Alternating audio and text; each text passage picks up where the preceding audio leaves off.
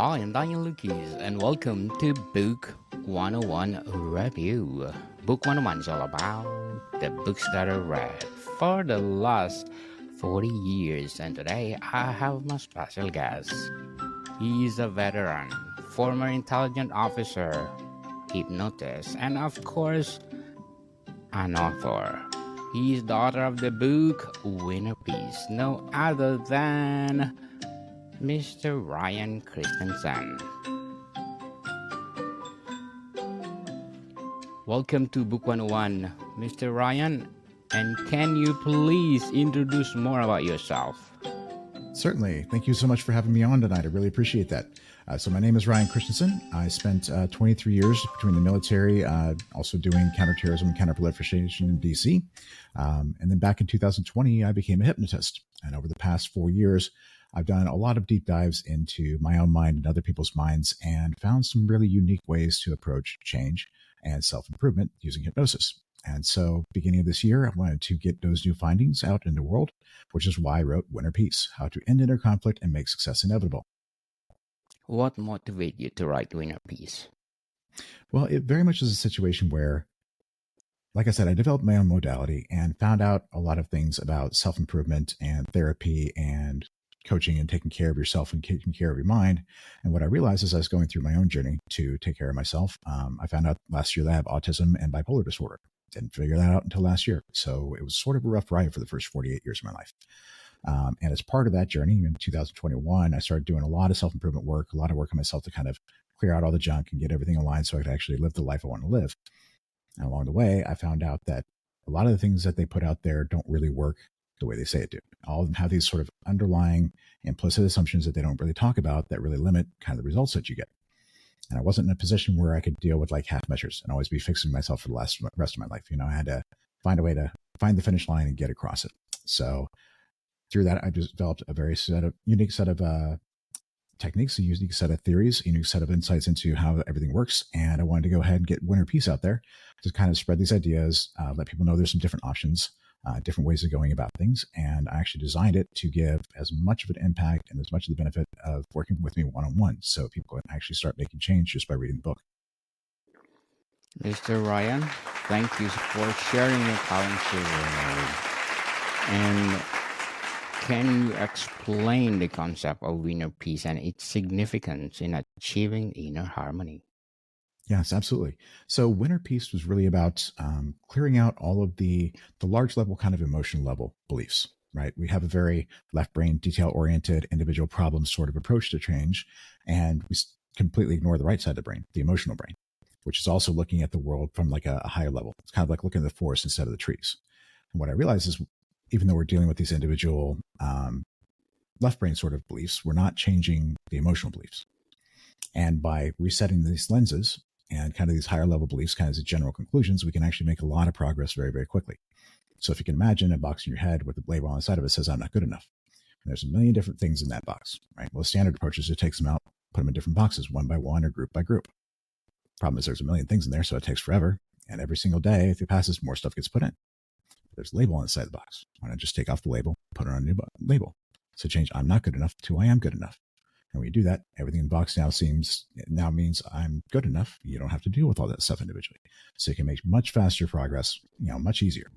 And so Winner Peace really is about going in and taking a look at those big conclusions around how to deal with emotions, how to deal with self-confidence and self-worth, this idea that I'm not good enough, that I need to fix myself, a lot of the common issues that people have around feeling like they're not powerful enough, they're trapped in different areas of their life and throughout their life, and giving people a way to sort of reimagine those and reframe those to give themselves more space.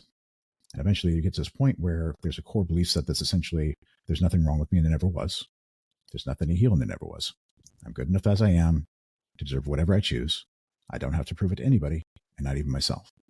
And when you do that, you create this way where the emotional mind and the rational mind can now work together below the level of consciousness to solve all those problems that used to have to raise to your attention, right? Because when everything's kind of like in conflict and all these things are sort of bouncing around, they can't help each other. So I have to ask you, bring those things up to consciousness for you to deconflict that and solve those problems for it.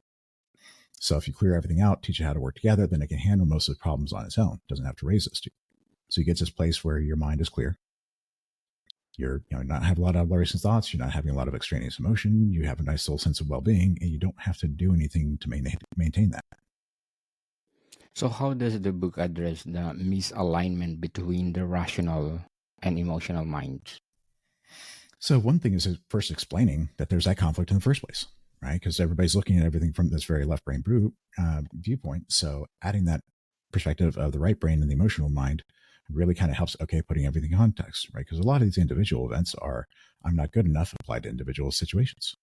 So when you can kind of back out and look at that from that perspective, it really kind of changes the way you view the world and what you're doing. The second thing is redefining and taking another look at what emotions mean. A lot of people are like, oh, I'm afraid of this thing. I need to not do that. Or I feel shame. I need to not do that. So we push it away. We run from it in a lot of ways because these emotions are painful. But when you redefine emotions to look at them as not pain, but as signals, things really change. Because essentially every emotion you feel is your mind asking you for help to solve a problem. So if you're afraid, it's because there's something out there that's going to mess with you or a potential threat. You need to get away from it, right? If you're feeling shame, it means there was a standard you failed to meet for some reason. Right? Guilt is you made a mistake, somebody needs some help, and you're not helping them, right? So once you start looking at these different emotions as just signals and just questions, then it becomes a lot easier to engage with them. And again, once you start understanding what questions these are asking, now your mind can help each other below the level of conscious awareness, which means there's a whole lot less problems you need to deal with. And when something does come up, you know what to do with it. And because you're paying attention, you're listening, that means your mind doesn't have to yell at you to get your attention. Right? A lot of times when our emotions are really intense, it's because we're not listening. It's like, I need your attention. I can't live without it. So it just yells until you listen. Right? But if you know how to listen, it doesn't have to yell all the time. So even when you do have a negative emotion come up, it's a lot gentler, a lot easier to deal with. Very well said. Mr. Ryan, very well said. What are the common signs of inner conflict and high achievers might overlook? So there's basically two different ways you can get trapped. And I talk about this in the book as being in the cage or being on the treadmill. Okay. People who are in the cage, it's really pretty easy to recognize, right? There's a lot of stuff that's kind of off limits. There's a gap between where you are, where you should be. You're aware that you're not meeting your full potential, right? You're holding yourself back in all these ways. It's pretty obvious. High performers have a much different trap, and it's much sneakier in a lot of ways. Every single high performer, almost all of them, have kind of a Batman origin story, right? That rough situation they grew up in, whether it was because they couldn't get what they needed, they grew up poor, they grew up different, whatever it happens to be, but they found some sort of talent, some sort of special ability, something that made them exceptional in some way, whether it's athletics or academics or business or whatever. And they grabbed on that and they used that to get them out of that situation. Now they're in an interesting situation where that's really kind of the only thing they can do, right? There's a carrot on a stick that they're chasing, they're running on a treadmill, right? And every time they get close to their goal, they achieve their goal, and they got to set another one. They achieve that goal, they got to set another one.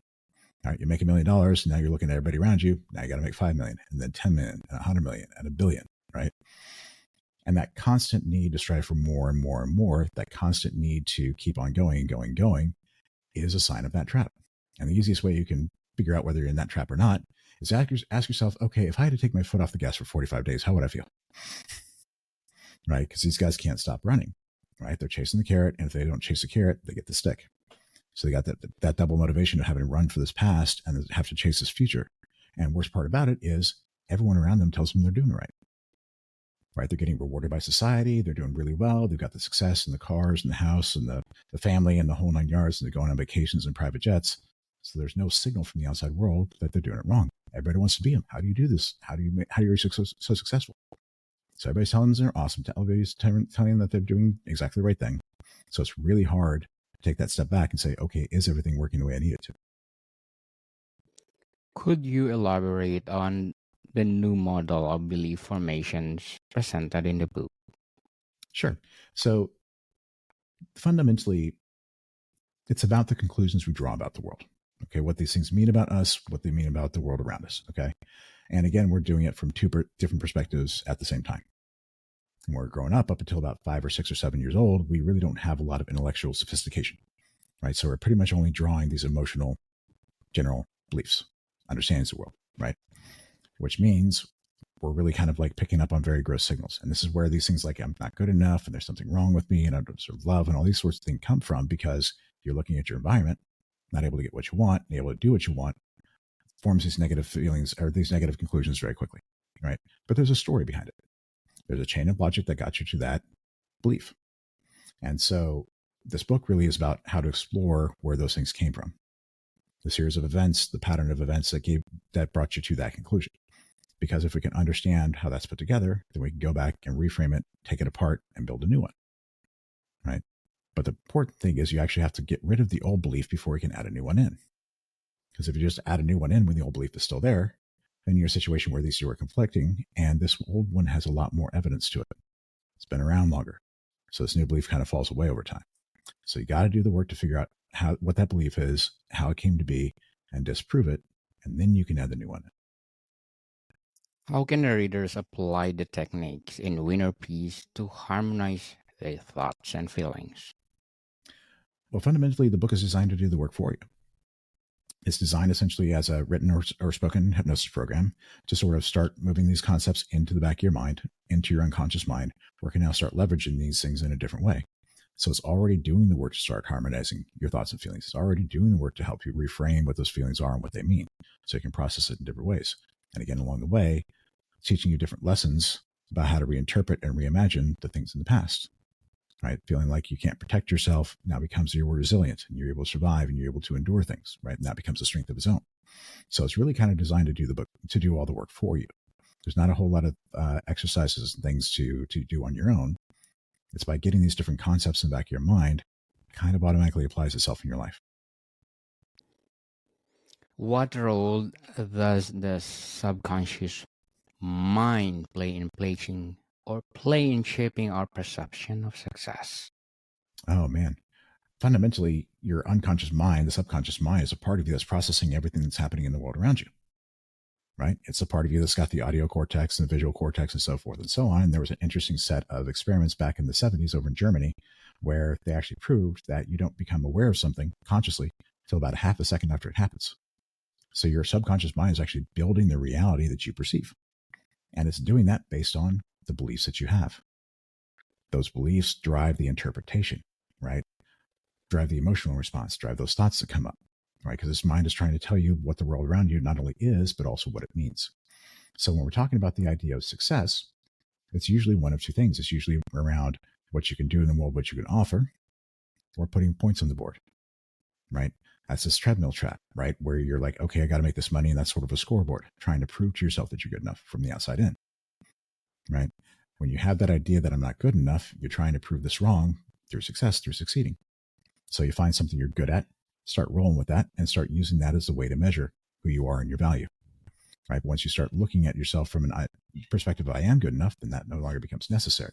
And instead of putting points on the board, the world opens up to do different stuff.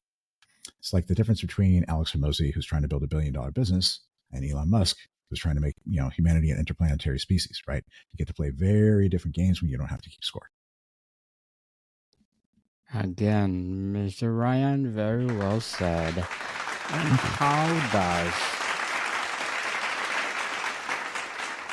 how does the book differentiate between fleeting victories and lasting fulfillment? It's an excellent question. It comes down to that scoreboard concept, right? If you're keeping score, as soon as you start score a goal, you feel great. But then that feeling fades because you're not running on that treadmill anymore. You can't really stop. So as soon as you make that goal, as soon as you reach that milestone, as soon as you, whatever it happens to be, you do something good, you make a presentation, whatever that is, you feel that feeling of victory, but it falls away really quickly because you got to keep chasing that reward. Lasting fulfillment really comes when you stop chasing that external validation, when you're motivated from the inside out, when you're doing things that are important to you, when you've got a mission in life, rather than just a job or a career or a business, right? Where it's about impact, where it's about meaning, where it's about making real change in the world. Okay. But that's only really possible when you're not trying to prove to yourself that you're good enough, when you've already fixed yourself, when you've got those thoughts taken care of, when you're aligned. And that's one of the things I really want for people who read Winter Peace or listen to it on Audible, is to be able to make that transition from just keeping score to doing something purposeful, moving towards a higher mission, moving towards a bigger vision, right? Because all these people that are high performers have all this talent, all this skill, ability to work really hard, very dedicated, but they're just doing it to keep score.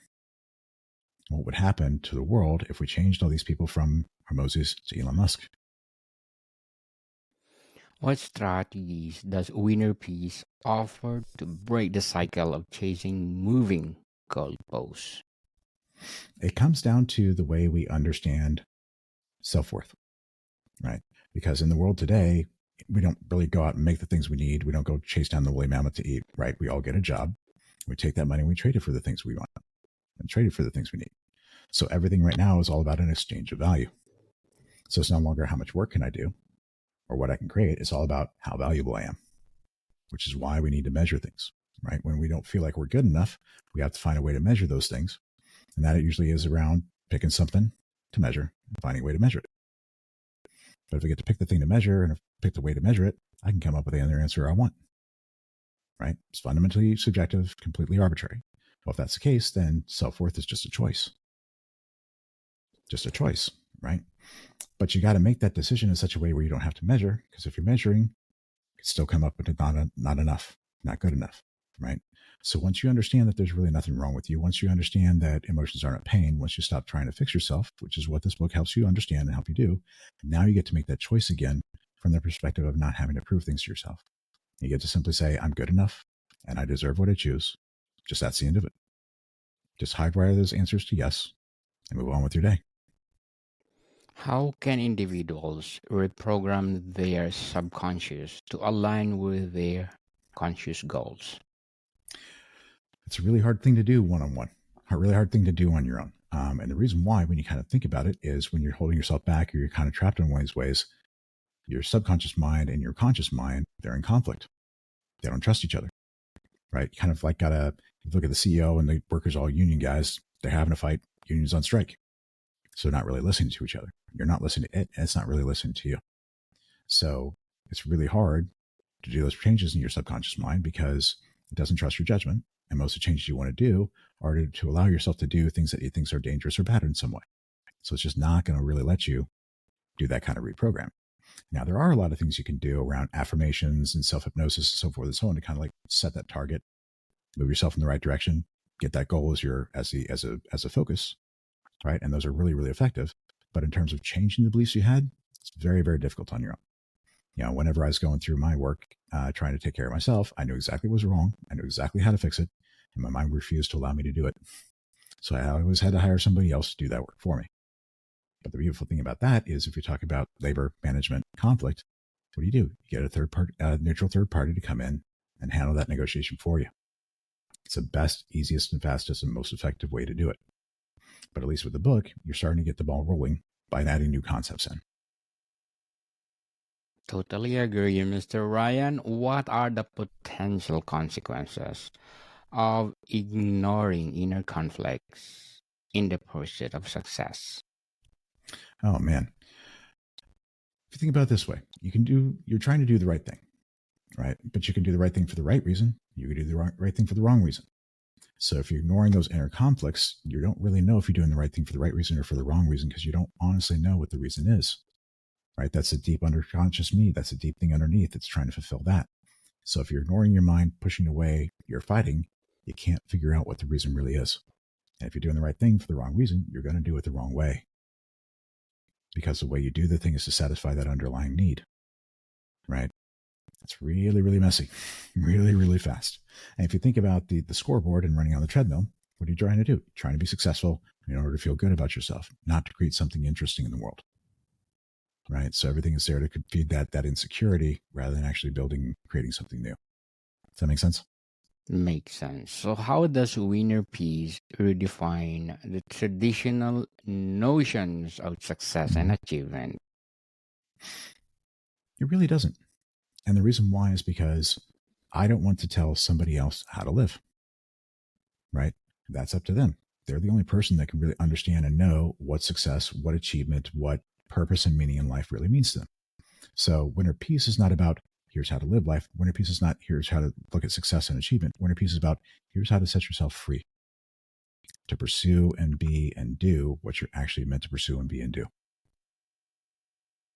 Can you share a personal experience where you applied the principles from the Winner Peace?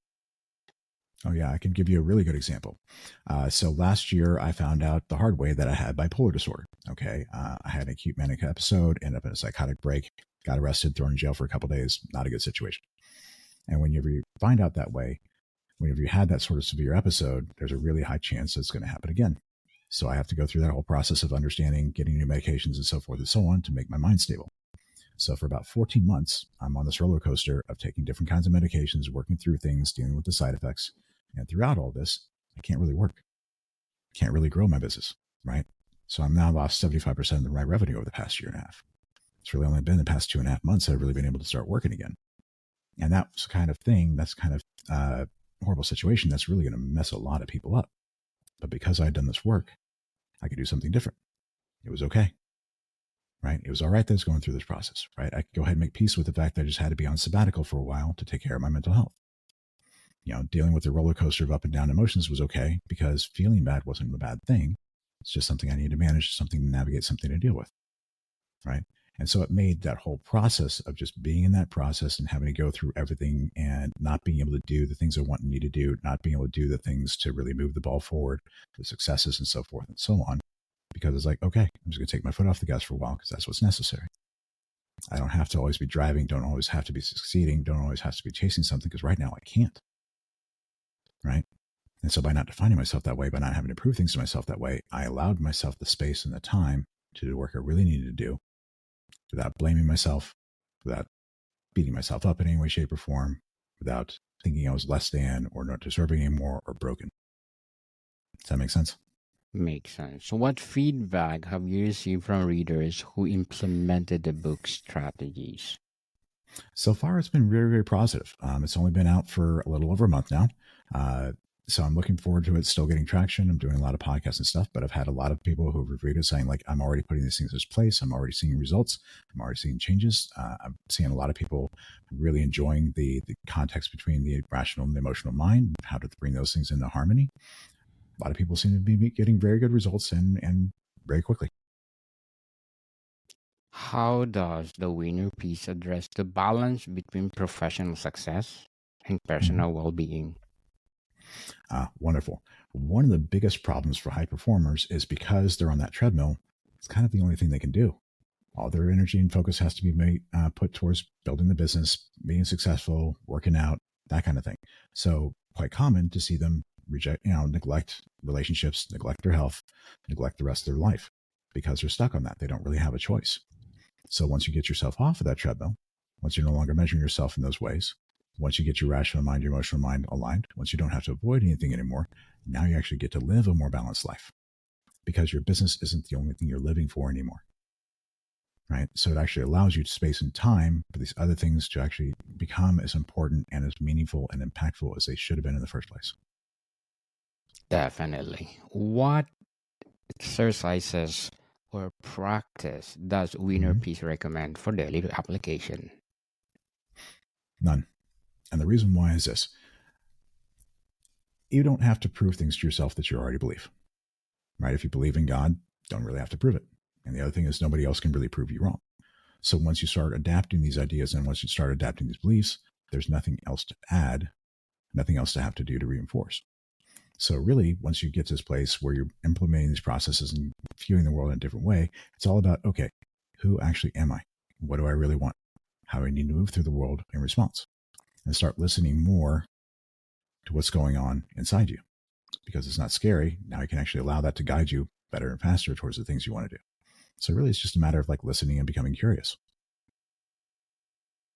I think you did a great job. Mr. Ryan, thank you so much again for sharing this book to the world.